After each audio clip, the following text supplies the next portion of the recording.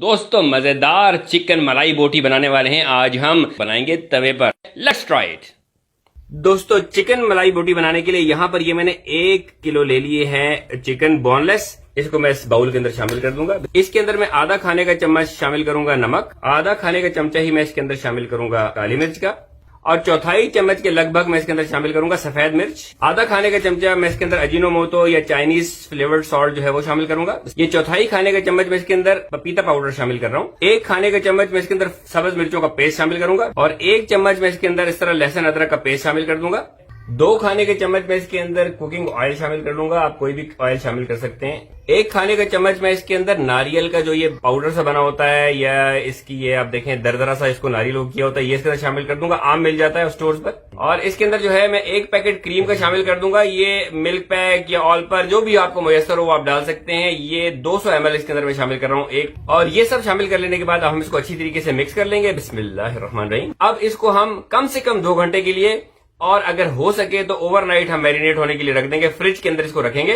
तो दोस्तों अब मैं पिरोऊंगा इन शाशलिक स्टिक्स पर। तो मैं एक जो शाशलिक स्टिक है उसमें तकरीबन 3 या 4 बोटियां depending on the size of the बोटी मैं पिरो लूंगा। ये देखिए, इसी तरह मैं बाकी भी कर लूंगा। तो दोस्तों अब आ गया है हमारा ये तवा चूल्हे के ऊपर, और मीडियम लो आंच रोशन कर लेने के बाद, और ये अनसॉल्टेड मक्खन है, और इसको मैं इसके ऊपर कोट कर लूंगा। जब तवा ग्रीस हो जाएगा तो जो हमारी चिकन मलाई बोटी है हमने जो पिरो ली है उसको हम लेंगे और इसके ऊपर हम इसको प्लेस कर देंगे। पहली साइड को हम तकरीबन 2 से 2.5 मिनट देंगे, और जब तकरीबन 1 से 1.5 मिनट गुजर जाए तो हम मक्खन पे हल्का सा अप्लाई कर देंगे ऐसे करके, और फिर हम अपना चेक कर लेंगे तकरीबन 2 मिनट गुजरने पर। ये देखिए इसके ऊपर अच्छा सा रंग आ गया। अब हम इसकी साइडें पलट लेंगे। बिस्मिल्लाहिर्रहमानिर्रहीम। और अब हम इसको देखेंगे, क्योंकि पहली दफा हमने ज्यादा टाइम दिया है तकरीबन 2 से 2.5 मिनट, यानी हम इसको 1 से 1.5 मिनट के अंदर ही पलटेंगे। तो हम इसकी साइड्स को मीनवाइल मक्खन या जो भी आप चीज़ अप्लाई कर रहे हैं, यानी तेल वगैरह, वो उसकी साइड्स के ऊपर इसको अप्लाई कर लेंगे, क्योंकि अभी हमने इसको पलटना होगा।